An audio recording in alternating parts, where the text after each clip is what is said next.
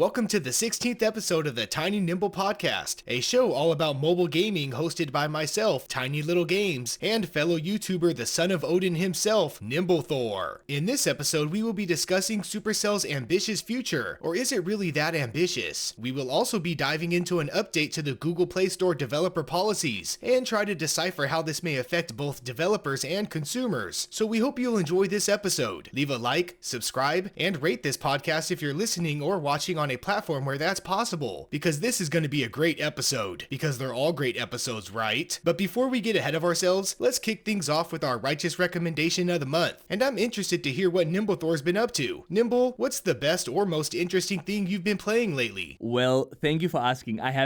This is such an easy question to answer for me this month for this episode, because I played a new game called Smash Legends, which is it has some downsides.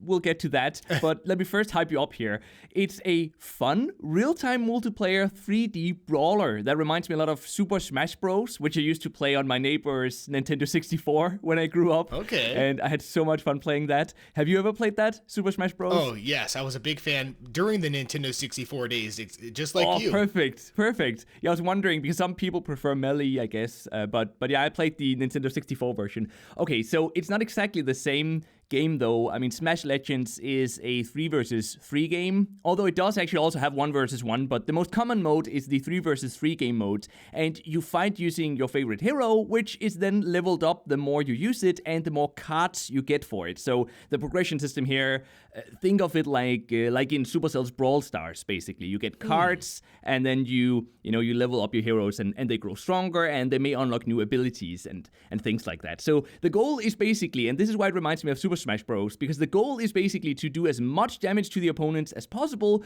so that they either they can lose all of their HP, or you can make them fly off of the playing field, which of course was the whole thing with Super Smash Bros., right?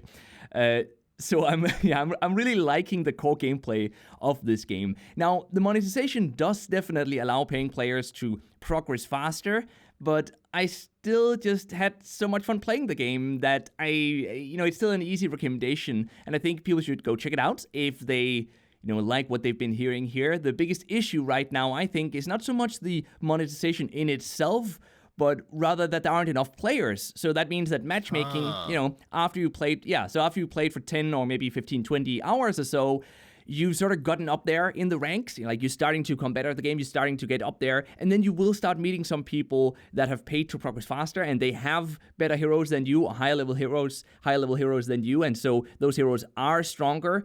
And with enough players, that's sort of less of an issue, because if there were, millions and millions of players, then there would always be someone who had almost the exact same hero levels as your heroes are at, but that's not the case right now. So that's why you get this sort of inequality where you may be up against someone who has a hero that is 1 or 2 levels higher than yours, and they also still do need to tweak sort of the balancing between the heroes. There are a couple of heroes that are definitely stronger than all the other ones.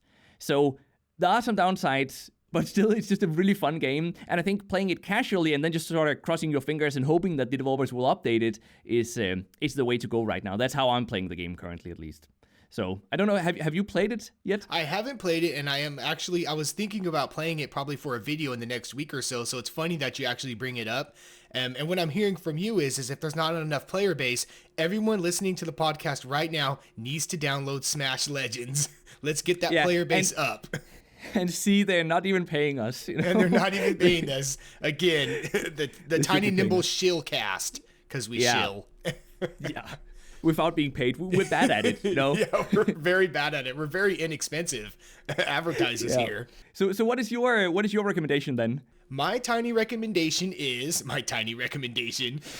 called Everything is Fine. It's a game where everything is completely not fine. I don't really know how to categorize this game. The Google Play Store has it categorized under action. I'm just going to call it a hardcore action finger tapper.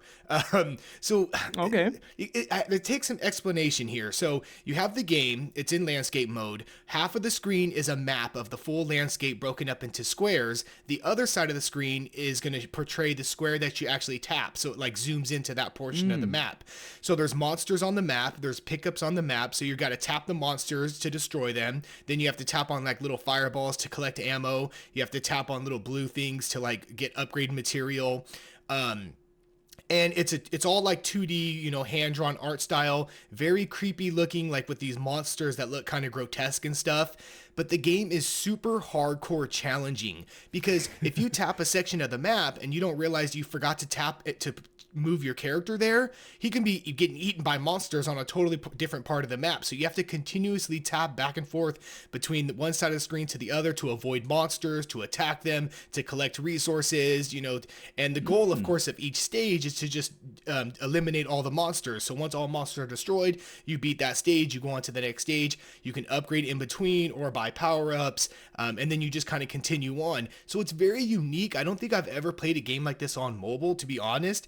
And I love the title. It's called Everything is Fine, but really nothing is fine in this game, because you're constantly like going back and forth. Your fingers are getting sore. It's very awesome. The game is free to try. So I think you get probably the first, I want to say 10 or 15 so levels. And then after that, it's 99 cents USD to unlock. So it's only $1 game. It's not like super expensive game. So it's really worth it for you guys just to go try it. See if you like it. If you really like it, you can support the developer and purchase the full game. I'm very curious to see how far people get, because I'll be honest, I think I only got to about stage 10 or so before my fingers were just numb from all the tapping. That might sound like a negative thing to some people, but to me it was kind of awesome because I was so super enthralled in the game. Everything is fine. It sounds cool. Just a quick, I just pulled it up here while you were talking about it, pulled it up on Google, and it seems like it is only out on Android. So just those on iOS, unfortunately, you can't go download it. But on Android, it sounds like a game to check out. I haven't played it yet, but you definitely made me wanna go check it out now. So awesome. Good recommendation. Next up, folks, we have some game announcements. Of course, we do this section where we just announce some upcoming games. A lot of the games I'm going to be talking about are in either beta or alpha stage right now, closed beta, such as that. But first and foremost, we have to announce, guys, we promise Diablo Immortal is coming. We promise you, Diablo Immortal is on its way. It's in closed beta in Australia right now. So maybe 5 more years we'll get a beta out in the States. I don't know.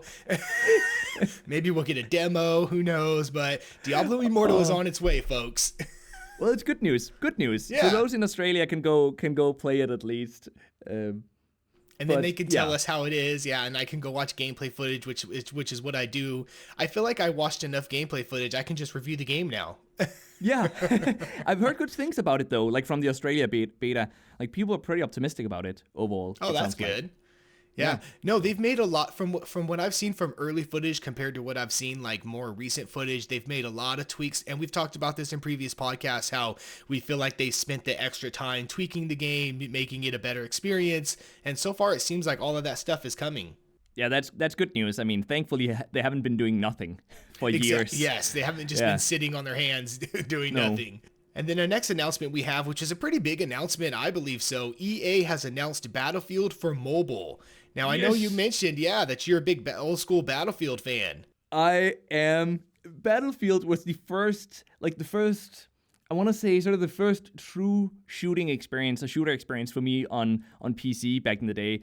I had tried some other games, Wolfenstein and stuff like that, but none of those games I really truly got into, and played them for hours and hours on end. But Battlefield was that for me. Like, it was that game. I played Battlefield 1942, which is the first Battlefield game, and I played that so much. And then, the next one came, the Vietnam War came, like that version of the game came around, and, you had Battlefield 2. Battlefield 2 is amazing. I mean, such a good game. Had so much fun with that. And then, sorry, I don't want to go through all of them here, but obviously there were more, Battlefield 3. After Battlefield 3, I don't think I played a little bit of Battlefield 4, but after that I sort of stopped playing it. I moved on to playing more mobile games at that point, but I did play Battlefield 3. Battlefield 2142, like 2142, did you play that one? Yeah, I remember that one. Yes, I do. I actually started playing Battlefield with, it was called Battlefield Bad Company. Oh, It was like a spin-off, I think, right? Or like something they did in between. But in between the mainline ones. That's where I started, and I started it because I love story-based games and I love the story in that game. But when I got into the multiplayer, I was like, oh, this is some really good multiplayer. And I came from Call of Duty, where I used to play Call of Duty online back in the day as well. But Battlefield always just felt more realistic. It had the destruction aspect. It had like the team orientated aspect where you squad up. So I had to go back and play the ones you just mentioned, like 1942 or whatnot, because I didn't realize that those had existed. And so I went back and I'm like, okay, this is the beginning of it. This is where it started, and it just took off from there. I'm also a big fan of Battlefield. I'm like you, where I haven't played the latest, I think the last 2 entries. I didn't have a beefy enough PC for one of those. Now I kind of have a semi beefy PC, but I just haven't played them. But I'm curious to see what they do with Battlefield Mobile, if they keep that same like destructive environments, that same type of team squad based. I hope it stays very similar to the Battlefield formula. Of course, the graphics and art style will be toned down a bit, but I'm okay with that as long as they can give us a true Battlefield experience on mobile.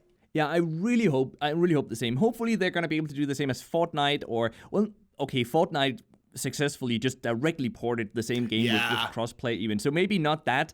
I mean, that would be awesome, but I don't think that's realistic. But hopefully they'll be able to make something like Call of Duty Mobile, where they've sort of kept the essence of it and not really dumbed it down too much. That would be great. I have so many memories just flying around in helicopters with a friend of mine, and like he would fly and I would shoot and we would just wreck the server. I mean, in Battlefield, it was so much fun. And hopefully, if they can bring that to mobile, that's another thing. If they can bring that to mobile, that is actually going to be unique. That's something we don't have on mobile right now. We don't have a true Battlefield experience on mobile. We have lots of battle royales. We have lots of ordinary shooters or like Counter-Strike. And Counter-Strike like games. We have quite a few of those as well, but Battlefield. So I don't think we have any answers for all these questions or these hopes of ours yet, do we? I mean, I don't think EA announced anything specifically. No, I think it was just announcing that a mobile version will be released. No details or anything yet. And of course, it is EA. So you never really know what they're going to do with the monetization. They may throw a curveball and just make it horribly pay to win. They may do that, but hopefully they've come to their senses and hopefully they'll follow the trends on mobile where you have a battle pass and it's mostly just cosmetics. I mean, hopefully it's just all cosmetics. Yeah. But otherwise, if not, then at least cosmetics with very, very few advantages with having those, and then a way to get them for free as well by grinding. I agree. Fingers crossed on my end. I'm so much looking forward to that. Yeah, same here. Fingers and toes are both crossed. Okay, next up we have Apex Legends is incoming, everybody. Apex Legends, I think, was announced to be coming to mobile, I want to say a few years back. It's been dead silent, I want to say, besides a few updates since then. But however, as of now, there is a closed alpha in India and the Philippines. So some lucky players are going to be able to play that right away. I don't think it's open to everyone in that region. No. Yeah, but I think a portion or you signed up or something along those lines. Yeah, I think a small portion. I heard some people reporting that they just randomly got access. I mean, they didn't sign up through the website or anything like that. They just randomly could suddenly access it. These are just reports. I haven't tried it firsthand, but yeah, that's what some have told me. So I think it's almost random. Maybe they did pre-register, but then it's just random. Random people who pre-registered got access. I'm going to randomly fly to the Philippines and see if I can be randomly chosen to play, because I am super excited for Apex Legends on mobile. I played it on the PC a few years ago, got really into it. And then when I heard the mobile version was coming out, I got all excited because I'm like, oh, they could do this great with this art style. It kind of has it could have that cell shaded look, sort of, tone it down and then just play perfect. It's one of the few battle royales that I still consider to be good and that I want to play. So we'll see. Hopefully something good comes out of it. Yep. Hopefully it's going to be great. I know that you mentioned on the last podcast as well that you were looking forward to it. So it's definitely moving in the right direction then, now that they've moved to closed alpha, and that's something, right? Some people can play it now at least. And there are videos for those of you listening, if you want to go check it out on YouTube. I mean, there are videos, lots of videos already up with gameplay of this game. So you can go check it out there. And then the last of our little game announcements is a game called Mighty Doom. Mighty Doom is basically from Bethesda Software Works, where it takes the Doom franchise, Doom from PC consoles, and puts it into mobile form. I've seen gameplay footage and I've seen screenshots, and it looks a lot like Arch Hero, if anybody's familiar with that top-down shooter type game where you go around shooting enemies, collecting stuff, upgrading, and whatnot. So it's called Mighty Doom. I keep wanting to call it Doom Mighty, but Mighty Doom. It's out in early access for some regions. I don't have access to it yet, but if you folks do, you might want to type it into Google Play Store and give it a search. Yeah, I think Australia is one of them. Australia, one of the of countries course. Where it's, yes. Where it's out in. Yes, but Australia it's fun has that Immortal. Yeah, exactly. They have everything that's good. Or, at least they have the big franchises, apparently. Yeah. Being early access tested in Australia. Yeah. But it's fun that you almost mispronounced Mighty Doom as Doom Mighty, because that's a perfect segue into this next topic we want to talk about. Yes. Which is, and this is a really interesting one, I feel like, which is that Google Play have updated their developer policies so that they will now start preventing search engine optimized game names. So, those game names like Sniper, 3D, fun, free online FPS shooter game, stuff like that. So here's before we sort of get too deep into this, here's the breakdown of what Google will be implementing later this year, and I'm taking this directly from Google's own blog post about this. So first, they're limiting the maximum length of an app's title, the name of the app, to only 30 characters, and we'll get back to this, which is really not a lot. They're also going to prohibit keywords that imply store performance. And so what this means, just to explain what Google means with this, is you cannot, for example, call your developer name, right? You cannot call your developer name free paid games, or like 50% off all games. You can't have that as your developer name. You could previously, and that could help you in rank better, but you can't do that anymore. You also cannot have promotions in the icon. And what they mean by that is, some of you may have noticed this, like some games add a little notification icon in their game icon, like a little red circle with a 1 inside it, like as if there's one notification here you should check out. Yeah. And this is just a really sneaky way to get you to click on it. So that is also not allowed anymore. And then, also you're not allowed to do any of that in the developer name, as already said, and you're not allowed to do it in the title either. So you're not allowed to call your app, for example, Call of Duty top shooter game, for example. If that was your game name, you're not allowed to do those. You're not allowed to do the top shooter game anymore, because that implies performance. Like, that implies that yours is the top one, yours is the best one. So actually, stuff like that is not going to be allowed anymore. And Google is going to implement this in the second half of this year. And I just think this is so interesting. I want to hear what you think about it as well, Tiny. But I think this is so interesting because everyone had started doing this. Every app, every game had started doing this at this point. If you didn't do it, you were losing out.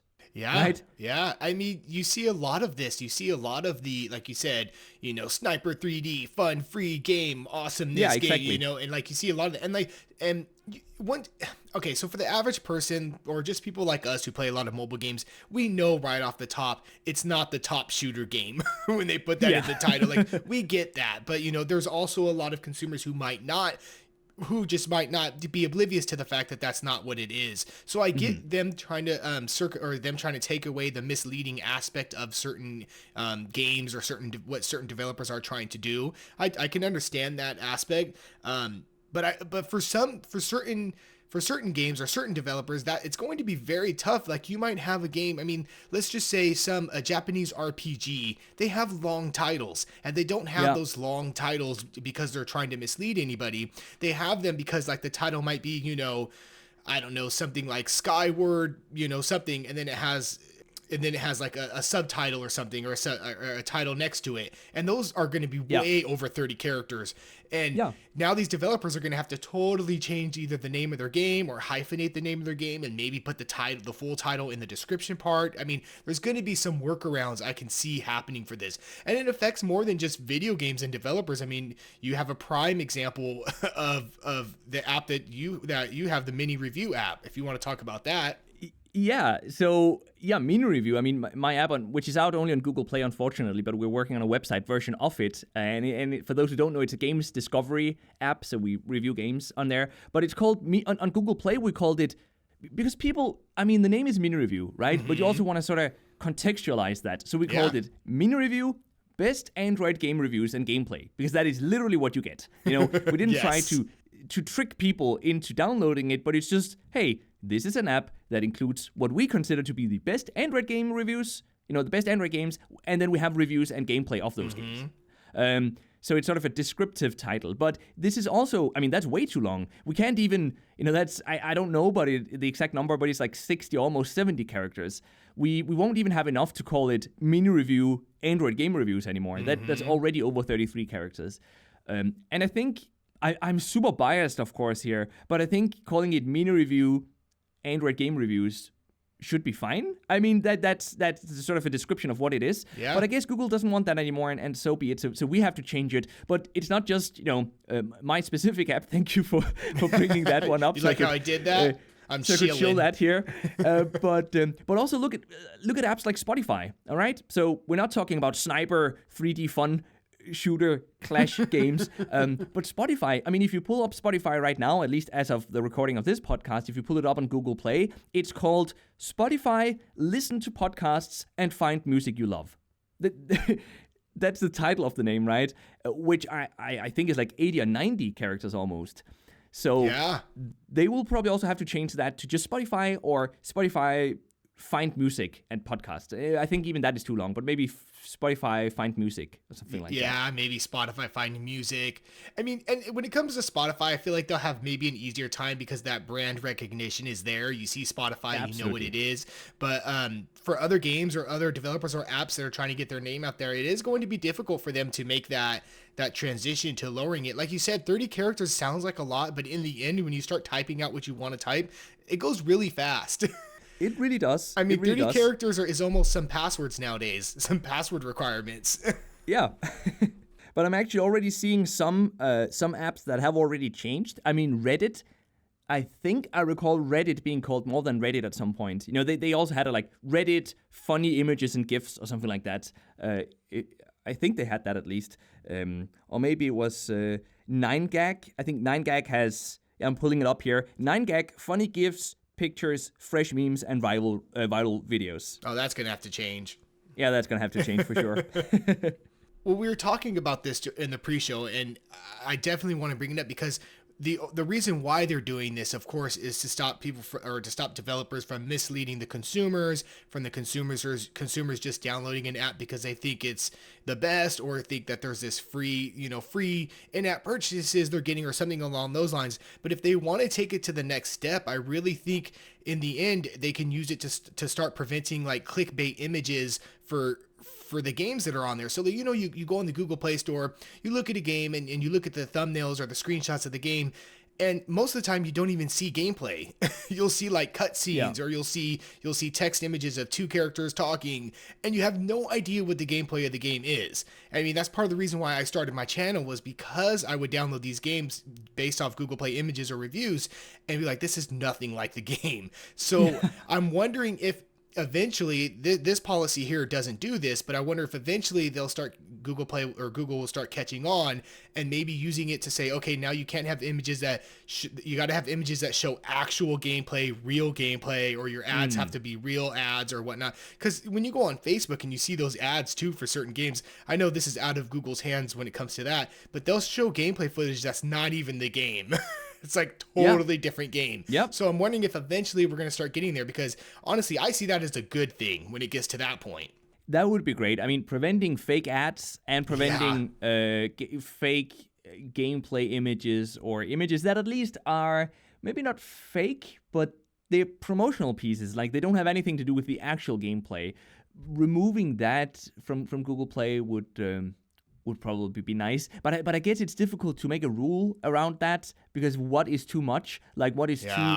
Because you also want to give developers a chance to represent their app or their game in the best way. So it's a fine line. But I do agree with you, though. It would be great if developers were actually forced to show actual gameplay in their screenshots as well. So maybe that's going to be the next step.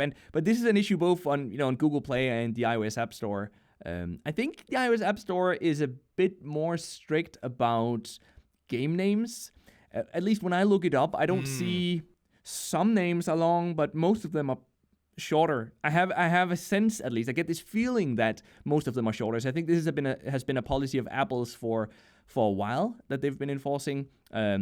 Something along the lines of what Google is now doing with the length is what I'm talking about, the length of the app title. So maybe Google is catching up here. Yeah, that's a good point, because you're right. I don't recall when I used to have Apple device, or sometimes when I still look up ISO apps just to make sure they have like a download link if I'm talking about an Android game, you don't see as many, awesome cyber shooter FPS, no. You don't really see a lot of those. That's really not as many of them. No, yeah. That is definitely like something that's very Android or Google Play Store oriented when you see those. I do a lot of, when I do my Quest series videos, I do a series of videos called Quest for, Resident Evil on mobile. And basically all I do is I take a popular franchise and then I find mobile versions of those games, or like copy clone versions of those games. And I run into that a lot. And it's kind of the shtick they call it of my video, is that these game names are super outrageous. It's called Resident Evil Doer Good, Mansion something. And I find that hilarious, and it adds to my video. So now I know I'm going to find less of those games that I can make fun of, which is fine because they're still going to be out there. Oh, don't worry. They'll just change the name just to say Resident Mansion or something. Yeah, probably. Like that. Yeah. But it's interesting to see them crack down on this. And I do think in the long run, there's a good reason for it. And I do hope that it does help. It kind of puts some of these developers in line, the ones that have been taking advantage of stuff. And I do think it will help the consumers in the long run from downloading crappy stuff, because Google has been having issues when it comes to apps being downloaded that are full of malware or full of, or they get access to your phone and they do things to your phone. Like there's been a lot of articles lately about that. And I'm wondering if this kind of is going to feed into that as well. Somebody not just downloading a game because they see this awesome title, or not even a game or an app, and it being something that's bad for their phone, let's say. Yeah.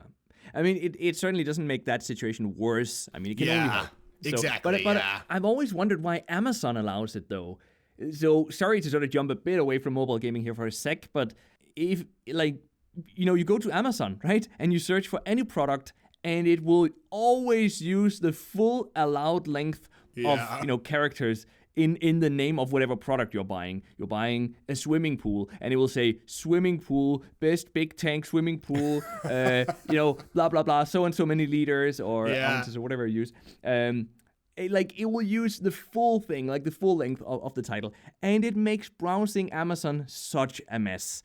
And now I'm talking as someone here living in Denmark who we don't have a localized version of Amazon. Like there's no Amazon Denmark. There is Amazon Germany and Amazon UK, which, we can access and we can buy from those websites, but it's not translated to Danish. So even though many people, of course, most in Denmark speak English very well, still, there is this, because Amazon doesn't have a presence here, most people just buy from Danish web shops instead. And so there's just this big, weird thing happening, like when you're used to these Danish websites that they just say what it is in the title, like this is a 10,000 liter swimming pool, and then you go to Amazon and it has these super long, ugly, and it makes it seem so low quality and like so cheap. It gives Amazon this whole cheap feel, and yet obviously in the US it's freaking huge everywhere. Amazon is freaking huge, and they are going to enter Denmark as well, and they're going to be the biggest. Like I'm sure of it. Like of course they're going to outcompete everyone else, as they do everywhere. But anyway, sorry for derailing the topic a bit here, but I think it's just funny that Google is now changing this so that they don't want these search engine optimized names anymore. But then on the other hand, you have the world's biggest e-commerce platform, Amazon, and they still allow it. So what do you make of that? Like. Mm-hmm. Can we go back a second? And I didn't realize they sold pools in Denmark. Oh! Wow. Get it? Because it's always cold.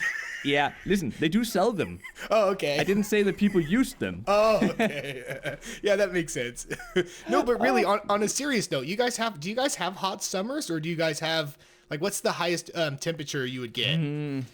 It can happen but now you have to translate it to Fahrenheit, right? That's right. So yours is Celsius. Well, what's the Celsius? But it can happen. Like you can get up to 34 Celsius Okay. Which, if I'm translating that to Fahrenheit, that is 93 degrees. Yeah, 93 Fahrenheit. Okay, that's pretty hot.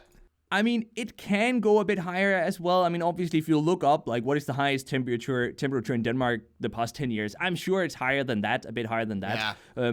But most of the time, though, like, most summer days are definitely closer to maybe 80 or 70 something, Fahrenheit. Yeah, Fahrenheit. Yeah. Okay, yeah. That's a nice day, though. I got to be honest. Because where I am at, it gets to be like almost 110 degrees Fahrenheit. So I don't know what that is. And that's for common. Celsius, Like that is like that will happen. Like it'll be 110 for multiple days, like for long periods of time. Yeah. Oh, we'll have like a what do they call it? A hot streak, or I don't know what it is. But yeah, we'll have like maybe 5+ days of over 100 degrees. Okay. And, triple digits. Yeah, see that very rarely happens here in Denmark. The thing about Denmark is you have some good summer days where like the weather is really nice, and because it can also be too hot, as you just brought up. So like we have these like 70, 80 Fahrenheit, or between 20 and 30 degrees Celsius. We have those days, but it's just there are many days that are also lower, and it's not. Yeah. I mean, our summer, the amount of days where we have these temperatures isn't as great. So. Let's talk about something less depressing for me. Yeah, I was going to say, now we really derailed. Yeah, now we really derailed it. I'd love to move somewhere warmer. But at least they're more, it's more reasonable to sort of sit inside and play video games all day here in Denmark. Perfect video game weather. It's somewhat cold anyway, so that's that. But we have another big topic actually, and now we have a perfect segue here as well because you talked about it being cold, and up in Finland it's really cold, and up in Finland we have Supercell, and so hold on here. Very smooth segue. We're getting there, yeah. So Supercell from Finland. They're freezing their feet off, but they are developing games though. And very recently, they announced not one, not two, but 3 new games, which I'm sure many of you listening have already heard about. They announced Clash Quest, which I already did a video on Clash Quest actually, and we talked. I think we talked a little bit about it. Maybe we didn't talk about it last episode, but we'll talk about it now then. But Clash Quest is one of them, and it's also already out in a few countries, Denmark being one of them. And it's sort of a turn-based strategy game that has a bit of a match-free puzzle game feel to it. And then the other 2 games are not released yet anywhere. And the first one is called Clash Mini, and the other one is called Clash Heroes. So they're really going with the Clash franchise here. Yes, so Clash Quest, Clash Mini, Clash Heroes. And let me hear what you think about these, but let me just first read out what sort of the description, because this is all we have so far. We just have a description from clash.com, which is the website where we can read about these games. And Clash Mini, this is what it says on the website. Clash Mini is a strategic board game set within the Clash universe, where players position their favorite characters and watch them come to life for battle. Okay? And I want to hear what you think this game actually is then. Okay, so but let me read the other one. Okay. Clash Heroes, it says, explore the Clash world like never before. It's sort of marketing description here, but take your favorite Clash characters to undiscovered lands, complete epic quests, and become legendary Clash heroes. I have a guess at what these other 2 games are going to be like. If the first one was sort of it's not exactly a match 3 game, but match 3 inspired turn-based strategy puzzle game, do you have a guess at what these other 2s are going to be? Like if you had to guess a genre? I feel like Clash Mini, if I'm just guessing off of the description, I haven't seen much of it yet. I almost feel like it's an auto chess type game. Yes, maybe? That's what I thought as well. Okay, because I'm like, put your players on the board, they're calling it a board game or they're calling it a board, and they come to life and they fight, and using Clash heroes, I'm guessing those are your unlockable heroes or your upgrades heroes or whatnot. Mm-hmm. It has to be some sort of auto chess type game, which is very interesting because we had that auto chess craze, a year ago, I would say, maybe a little bit more. A year ago. Yeah, and I don't know where the craze has been since because I haven't kept up on it. I haven't heard much of it, but I mean, if Clash wants to bring the craze back or try something different, now I'm sure it might have some variation of it. It might not be exactly auto chess, but that's the first thing that comes to mind. Yeah, I agree. That's exactly what I thought it might be. And I don't think do we have any news about this game whatsoever? I don't think so yet. But it's certainly going to be interesting. There's actually on Twitter, I'm just pulling up Twitter right now, there's a Clash Mini account. I'm not sure it's an official one though, but it says strategic board game within the Clash universe where players collect miniatures, position on the board, and watch them battle. Currently in development. So collect miniatures. That part is not typical for an auto chess game, but the positioning on the board and watching them battle, like watching them battle very clearly means once you have positioned them, you don't control them anymore. So I think it is going to be Supercell's take on a auto chess game. Yeah. What about the next one then? The next one, okay, I cheated on this one. I looked it up. Oh, you looked it up? Okay, let me guess. I'll have you guess what you think it is, and then we'll talk about it. Because I didn't look it up. Okay, so good. Here's my guess. I think this is gonna be, again, just purely basing it off of this description. Take your favorite Clash characters to undiscovered lands, complete epic quests. I mean, so I'm starting to hear something of like there's a campaign and you complete quests and become legendary Clash heroes. There's just something about it that screams this typical, gacha turn-based strategy game where like you have a team of 3 or 5 heroes and you take them into a battle and then they run forward and like maybe the level is split into 3 sections and they fight and you click to activate spells or something like that. That's what it screams of to me. But do you have some insights then since you've looked it up? Okay, so I looked it up and I saw there's on Clash.com there is an early gameplay footage. Now this is early gameplay and then it's only a 5-second clip too.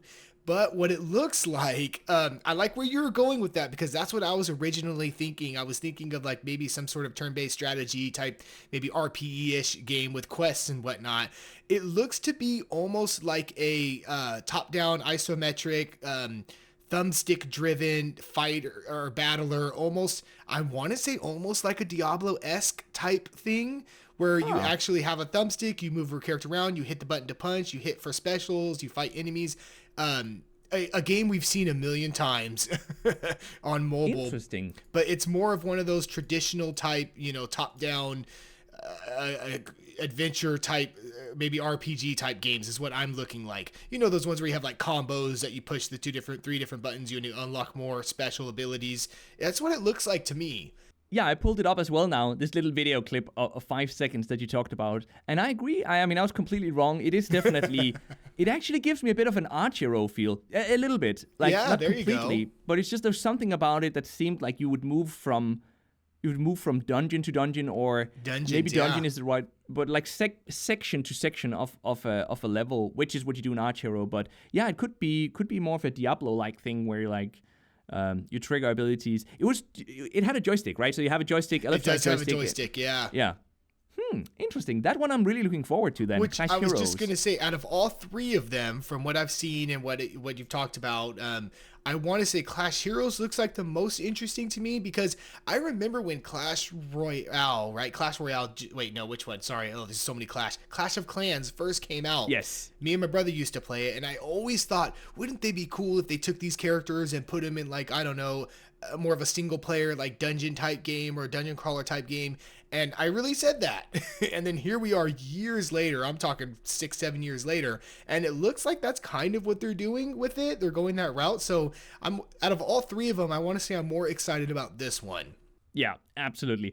I don't think Clash Mini is going to be, as you said, I mean, I actually just looked it up on the website as well now, and Clash Mini has a little video clip as well, 11 seconds, and it is absolutely an auto chess game. Well, 100%. We got that right. Okay. At least we got that right. Yeah. But yeah, Clash Heroes, it's going to be interesting. But another thing that's sort of interesting with these games, and you brought this up in the pre-show, is that it feels different. It feels different from the other games that Supercell has released. It feels different from when they released Clash Royale. It feels different from when, even way back, with Boom Beach and Clash of Clans, but also just Brawl Stars. It feels different because they're announcing 3 games at once, right? And they all feel, I think you used the word, like you called them smaller, right? Like they feel like smaller experiences. whenever a Supercell releases a game, and we talked about this, I want to say almost a podcast or two ago, about how they release these games and then they support them with content and they come for years to come, and people are still playing Clash Royale after all these years, and how awesome and amazing that is, and how Supercell does so good at this. It almost is like a turn of events for them to be announcing these 3 games, and then when we look at them and read about them and see kind of how they are, they're definitely on a smaller scale than what we're usually used to from them. So I don't know if maybe Supercell is starting to take a different route, and they want to release more games more often, as opposed to one game every so years. That's kind of going to be their big title that they kind of support after a while. I don't know if it's a good thing or a bad thing. I mean, people love Clash and, the Clash universe. So, I mean, it might work out very well for them. I mean, if maybe they're doing this whole thing where they just, what's the term? You throw shit to a fan and see what sticks, or throw shit in the wall, see what sticks. Yeah. Maybe they want to see what sticks. Pardon my French there, guys. Oh, this podcast is going on my channel, so I'll be the one demonetized. Okay, we're okay. No, I think you're right. I think you're absolutely right. But the weird thing is that Supercell has always done that, just to a lesser extent, or less publicly. What I mean is their development. If you look up interviews with the developers and sort of go behind the scenes of Supercell as a company, they've always worked in these small teams of typically like 6 to 10 people at max, and they've developed small game experiences, core gameplay loops, and then they've tested them internally. They've tested them with a few people, friends and family and that type of stuff, and then released them in Canada maybe, or Denmark or Finland, something like that, to get some data, and then either just said, hey, this doesn't perform as well as we thought, we're going to move on to the next game, or we're going to develop a new game. And internally in the company, as far as I know at least, they've been doing this for a long time, like working on multiple small game experiences constantly. Most of them don't even see the light of day. Like we, the public, the gamers, don't typically hear about them. So it's like they're doing sort of the same thing as they've done before, but they're doing it publicly now, like more publicly, with the whole Clash.com website where you can read about these 3 games. And it also seems like maybe they just want to turn it into an even bigger franchise, like the Clash as a franchise, right? Clash movies, like cinematic movies. Oh, I see where you're going here. That type of stuff. I mean, we had the Angry Birds movie. It wouldn't surprise me if we're going to see at some point a Clash movie as well. They have been releasing on YouTube for a long time. They've been releasing Clash of Clans and Clash Royale, and it's just this whole Clash universe, sort of mini animated movies, like not a movie, not a feature film movie, right? But like a, you know what I mean? Like these small like 2 to 3 minute animations, right? And they're fun and they're good at it. So wouldn't surprise me if they want to do that. And so maybe maybe they're still going to be developing the bigger games, the larger games, but they're just also going to specifically for the Clash. Brawl Stars isn't the Clash universe. So specifically for the Clash universe, they're going to do more of this moving forward. More plushies, more Clash candy, I don't know, at stores. Plushies and candy, yeah. Clash Pez dispensers. Yes, that's when you've made it. Yeah, when you have a Pez dispenser. That's how you've made the big times. That brought me back. Do they still make Pez? They do. I've seen them in stores. Yeah, they still make them. Okay, so here's my question then. Out of these 3 games, which one do you think is going to find the most success? Okay, so not necessarily the one I want to play the most, but the one that finds the most success. The one that you think, yes. Specifically for Clash, I feel like Clash Quest might be... No, I'm saying like... I'm sort of excluding Clash Quest. I don't think Clash Quest is going to be the one because... And here are my reasons. They have a pretty heavy energy system in that game. And of course, games can succeed with energy systems. We're not talking about what I prefer here, but your question was about what's going to succeed, Yes. In general, you have King's games, what are they called? Like Candy Crush, right? Yep. And they have energy systems as well, and they do very well, obviously, with a certain target audience. But I just think that Clash Quest... People playing Candy Crush aren't going to play Clash Quests, and people who play other Clash games aren't going to be too happy about the energy system in Clash Quest. So I don't think Clash Quest is going to be the most successful of these games. Clash Mini, we don't know everything about yet, but it is an auto chess game, and I think many people have gotten bored of that. Now, of course, with any of these games, they will all see some level of success just because it's Supercell. Clash, the name, right? Yeah, Supercell, yeah. So people will play them, and I don't mean to say that they're bad games when I say that Clash Quest isn't going to be the most popular one, but I don't think it's going to be Clash Mini either, simply because yes, it's going to be played by the hardcore fans, but I don't think lots of auto chess fans are going to play it. And then lastly, Clash Heroes. Yeah, that leaves me with Clash Heroes. I think Clash Heroes is both going to be the one I'm looking forward to the most and going to become the most popular one. Okay. Yeah. I think Do you have a different take on that? So my original take was Clash Heroes. But I'm going to go against the grain here and say that I feel like maybe Clash Mini might actually find the most success. And I'm just thinking in regards to the fan base. Clash Mini, from the footage I've seen and the imagery I've seen, even though it's auto chess-like, I feel like it's trying to get that Clash Royale feeling in there as well, like a mixture. Because with Clash Royale, you send out the troops that you want to send to do, and you know how those troops are going to act or what they do. With Clash Mini, I feel like it's going to be the same. You know what each troop is going to do, so you're going to know where to put them. So, and I feel like it's going to have that PvP element to it, right? So just like Clash Royale, and a lot of Supercell fans are really interested in the PvP aspects of games. So I almost feel like, as much as I don't think I would like Clash Mini, I'm thinking the fan base, and there might be more success there. But it's definitely between your perspective. Yeah. It's between Mini and Heroes. I'm looking forward to Clash Heroes though the most, honestly. Yeah, absolutely. I feel but I think you have a good point about Clash Mini. Also, maybe I have this feeling that many people were interested in auto chess games, but also many found them to be way too complex. Maybe complex isn't the right word. But many of them had long play sessions in the beginning, right? Yes. And just it didn't feel like it was made for mobile. Even those auto chess games that tried to sort of tweak the game to be more mobile friendly, and even some of them that were mobile exclusive, they still felt like it was a game that was designed, like the game design was made for PC, and then we ported it to mobile. But so maybe you're right. Maybe Clash Mini will get that right, because there was definitely interest. So the question is, since there was interest for auto chess games, but no game just lived up to the expectations of the player base that were interested in those types of games. Maybe Clash Mini is going to be that. Maybe they're going to get it right, and maybe they're going to be the actual, not just ported, but like a rethinking of the game design of an auto chess game. And that, now I'm sort of getting all excited here. That could be interesting. Yeah. That's what the route I was kind of thinking. Nice. But yeah, in the end, we have 3 new Clash games coming out, so we're gonna have to wait and see how everything goes. Absolutely. All right, folks, before we head out here, we're gonna try something new here. I brought this up, and when I brought this up, Nimble was kind of like, okay, whatever. But we're gonna try a section at the very end called Tiny's Very Tiny Movie Review. Dun, da, da, da. And this is just me talking about a movie that I've seen recently. It's not mobile game related, but if you guys want to hear my thoughts on the new Mortal Kombat movie, here it goes. Mortal Kombat came out on HBO, and I think it's in theaters. And it's basically, of course, a video game adaptation of the Mortal Kombat game, which there is a Mortal Kombat on mobile, so I guess it kind of feeds in. Here's my tiny... Yeah, you see what I did there? Here's my very tiny movie review. I won't get in depth here. The first 10 minutes of the movie, freaking super awesome. The last 15 minutes of the movie, freaking super awesome. Everything in between was a dud. So...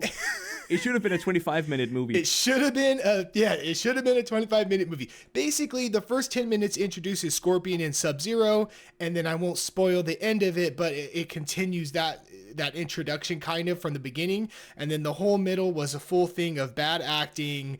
And but the fighting was great. Don't get me wrong. The fighting throughout the movie as a whole was fantastic. Awesome fatalities, bloody, gory, kind of funny, cheesy one-liners, which I'm a fan of cheesy one-liners, so I'm okay with that. But the story in the middle and some of the character choices was just kind of duddish. So if you want to do yourself a favor and watch the first 10 and the last 15, you'll get an A+ movie. But as a movie as a whole, I'm going to have to give it a C+, everybody. That's my tiny review of Mortal Kombat.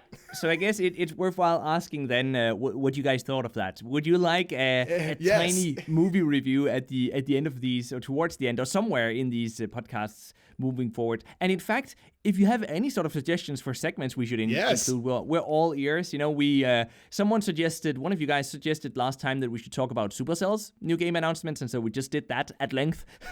Yes. So if you have, we really read those comments and we implement that type of stuff. So if you're over on YouTube where you can leave comments, then that would be great. We'd love to hear from you guys and get some input on what you'd like to see. Or you could also just say what your favorite segment is. Like, do you like our righteous recommendations in the intro, the upcoming game announcements that keep you in the loop?